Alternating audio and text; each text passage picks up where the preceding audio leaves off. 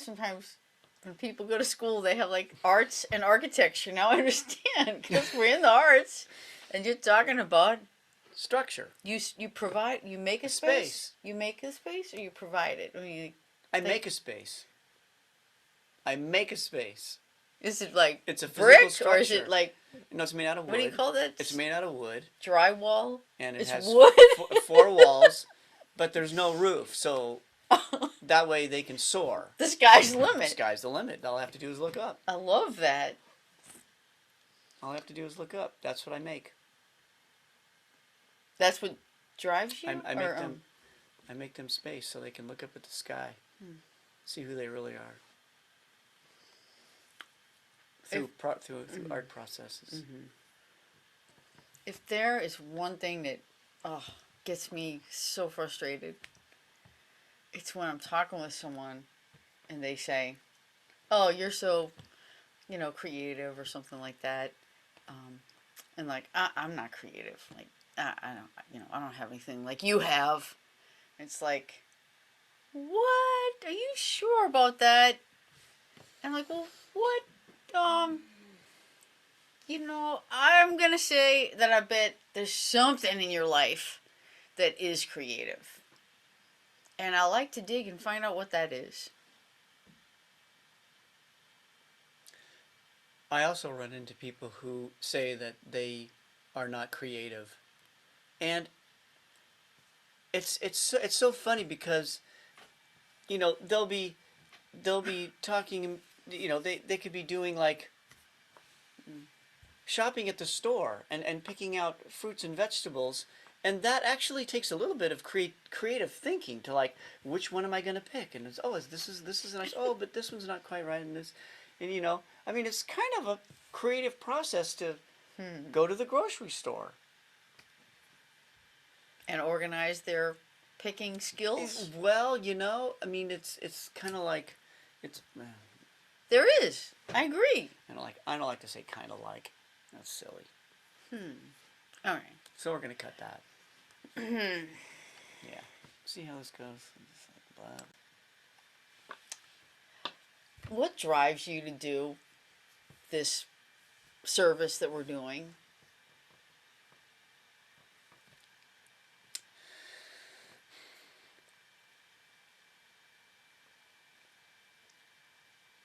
I get so excited when I'm talking about creative process with people.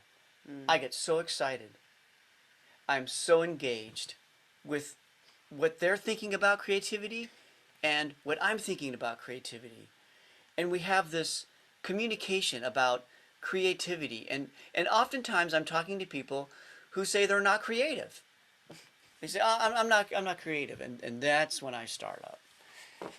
Because I know that somewhere in them there's creativity. I just know it. Everybody has it. Anybody that says they don't, you're wrong. I'm sorry. You do have a creative spark inside of you. Yet it may not be shown because you've never explored it all the way.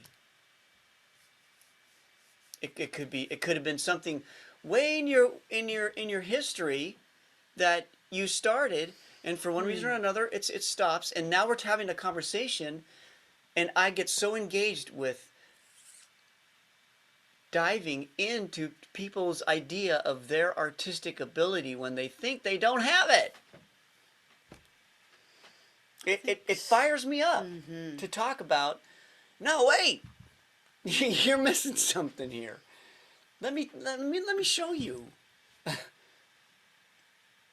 Yeah, what about the fact that just the act of living and coping, regardless of what the circumstances are or were, that it takes some creativity just to even be existing and sane in what might be considered a perfect home. There's some creativity that kids and adolescents develop to cope with the best and the worst of situations. And that's the stuff that like books are made of. So when people say, oh, there's nothing special about my life, or I'm not creative. It's like, well, it doesn't mean you have to have paint, on your hands to be creative, or that you practice a musical instrument for hours a day. There's so much more to life that is creative just in living. I mean, and we're creatures. I always like to say we are creatures of the earth, and I'll put them together. We're creators. We're creator creatures. Why else are we creatures? Because we're the ones who create this existence. And does that you think that goes back to the idea that sometimes people don't realize they are creative, like even in a family situation when they're having kids and they're doing all this stuff and juggling things around, because that's a bit of creation right there. I mean, and creativity to juggle those things. So yeah. Well, I guess it's all those preconceived ideas that creativity is on a gallery wall, or it's in a museum. It's some artifact that is worth a lot of money at some particular, like hundreds of years later. So how do we know that now? I mean, maybe, maybe this, there must be something around here we've made, what is it? This little piece of, dividing piece of paper. Like, this is really creative. It might be in a museum one day, thousands of dollars, the way it's folded. I don't know. We don't know. We can't value what we are driven to do or may cope and do. How do we know the impact that it has? We don't. Just because something's on the museum wall now that's highly regarded with a high value, right? I mean, like, Yeah, and what's, if I can just interject a different idea, it's like that societal idea of what art is, and putting it up in a museum, and this is the caliber of art that all must aspire to. It's there's that also, the whole other side of doing art, besides making something absolutely spectacular for everybody to love, is that side of the artistic process where we gain something from the process ourselves of doing it physically, and that goes inside here and not outside. So there's that art that's absolutely amazing. Okay, I get it. That's amazing. But there's also the art and the process that is so powerful for each individual to have for themselves, without getting involved with, like, this the mecca of the artistic world that's in magazines and newspapers. There's so much more to gain other than just that when one is in a creative process for themselves, no matter what it is. It could be crochet, it could be anything. It could be painting, but it's not. It's not about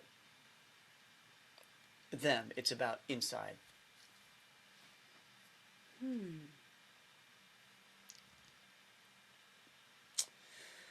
So I wouldn't.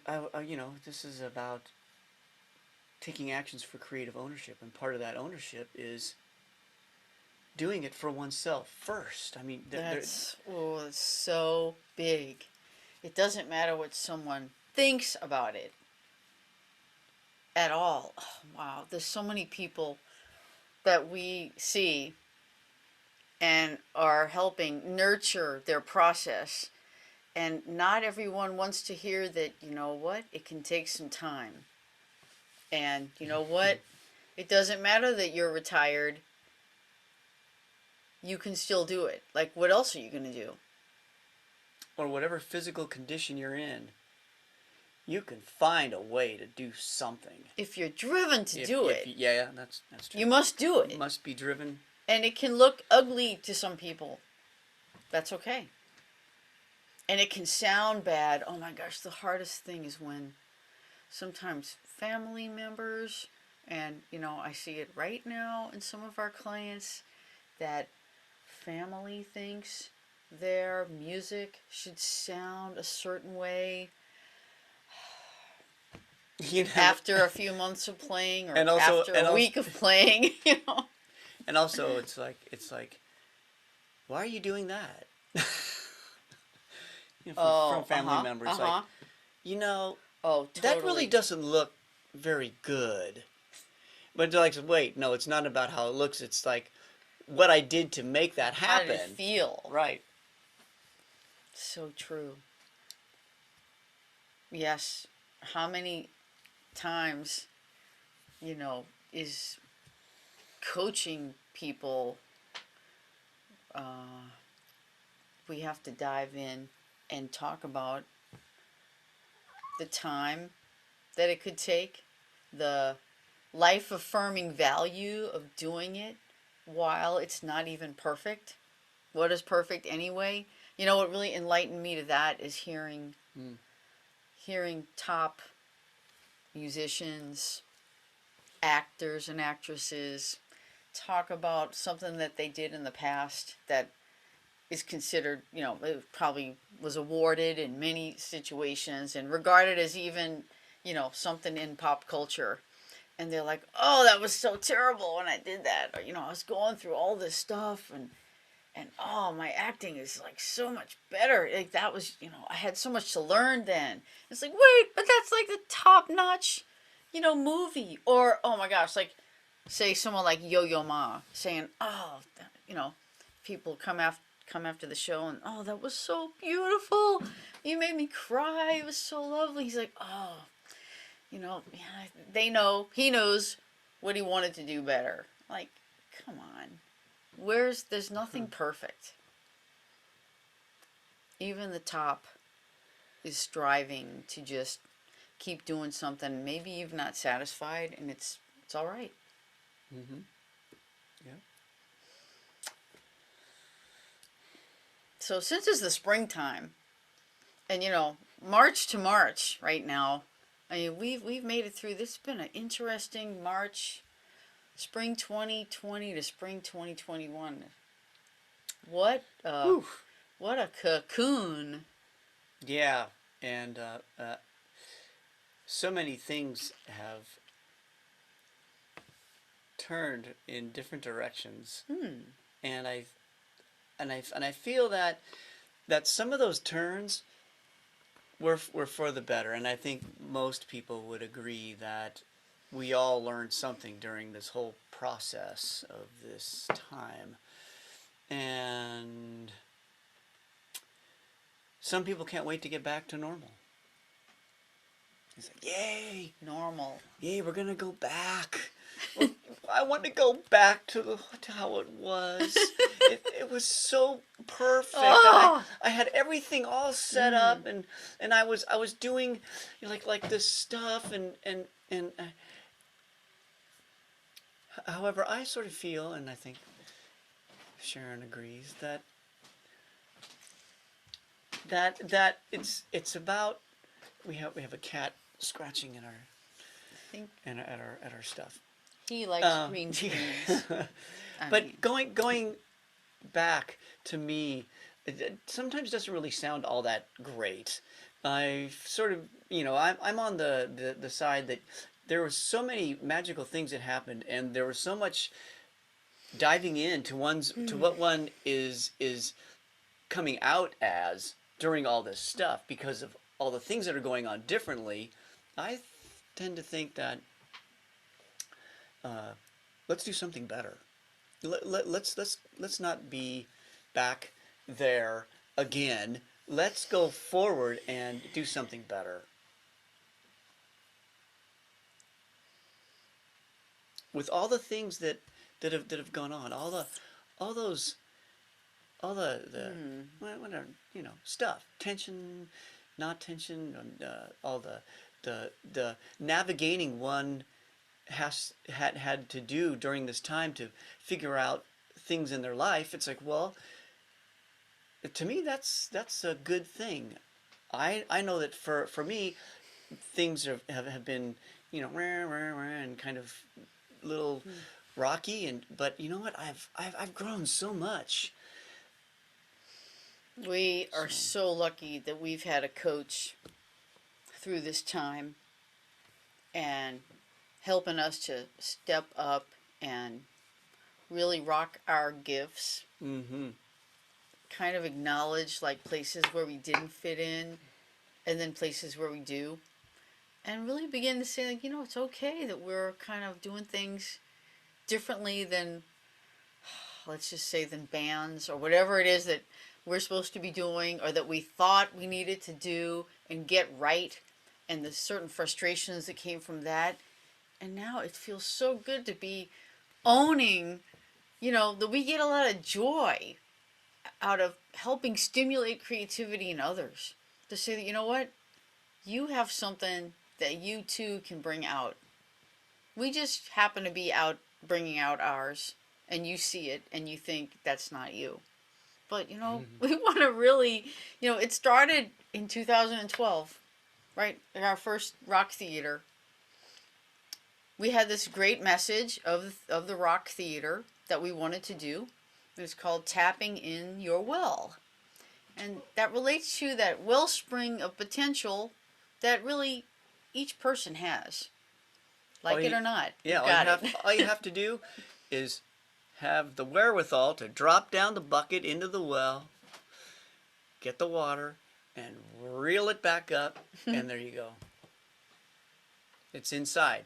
It's inside. The well, to me, resembles like our whole body, and like we need to go down inside, lift it up, and bring it out. So tapping in our well, yes.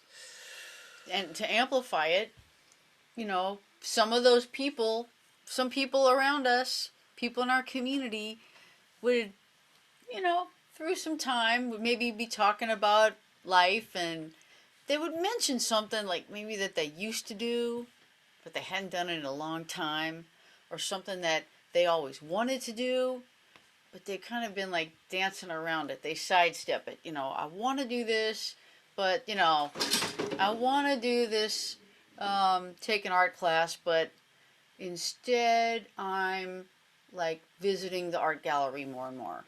But it's like, oh, but they never quite got the canvas and the paint. But they're around what they want to do, but they're not doing it. Well, we decided to bring some people in so they could actually bring out their potential and fulfill something they always wanted to do. And it's been an interesting process for us in this last year to realize that that's what we're doing all the time. And our songs reflect that same message. Mm-hmm. And I know, we started down this road of writing music together, and the songs were coming together, and it took a little while before I realized that the ongoing motif was empowerment. The ongoing idea of the strong was, yeah, you can do it. That's a general idea of everything we've ever done with our music. Oh, even when it comes to the way that you play. Does everybody know that Mark usually has made his own like guitar tunings, for example, and it's a totally improvised way of playing. And that came about because I wanted to have a sound come out of my guitar that I wasn't getting. And so I just started cranking on the tuners, which is the end of the guitar that you use to tune the strings with. And I found a way to make the strings sound the way I wanted them to sound. And it worked. It was a motivation to write for me. So see, that's seemingly kind of a very non-traditional path. I mean, someone would say, hey, go study Segovia, or go, you need to learn this theory about the guitar first, right? I mean, that's common in cultures with all different types of instruments. Yeah. In some cultures, you're not even supposed to touch the instrument until you've been through an initiation process. Like, for example, with the sitar. You don't just pick it up and try to play it. I mean, you've got to be an initiate. You have to find basically a sitar guru to guide you through the process of reverence for the instrument and knowing a lot about it before you can even be worthy of playing the scale properly. So, like, there's all these different ways that people can express creatively. And some want, like, all the rules first, and they're not going to venture into anything until they have a big understanding of it. And then others are like, give me that canvas, or give me those veggies. I'm going to make something, whether I'm following a recipe or not. Mm-hmm. I feel like you're doing that, you have done that. It's one of those things where it's very, like we were talking about. It's the idea of the process inside of each one of us, and that process is personal to everybody. Everybody has their own way of expressing themselves through art. Art is not a box. Art is not a set of rules. There are certain things, but art is anything. So so you can do anything. You can do anything, and it'll be art. I mean, you can take thread and clump it up and make this little thing, and that's actually if it means something to you, and the process that you went through in making that ball of thread something, and it was meditative and it was exciting and you had an impetus and there was meaning for you, that's art. Mm-hmm. That's art. Anybody is capable. So part one, of our system is, it's so foundational. It's so foundational because the fact that, like, anything could be art. It's like, it's something welling up inside you. It's so important to identify what it is that you really want for yourself, what it is that you really want to do. So it takes some listening, a little diving, maybe some coaxing from your coaches, 2-on-1 conversation, because what's really important is to honor your innate urge. It can't be your parents' urge for you, or your partner's urge, or whoever is around you. It can't be. It has to be the thing that comes from you. And often there's no validation from the outside world for you to do that. There was no outside validation for what I was doing. Well, except for us, really.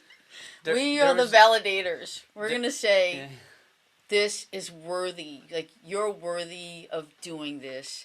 And not only that, that thing is worthy of having you do it.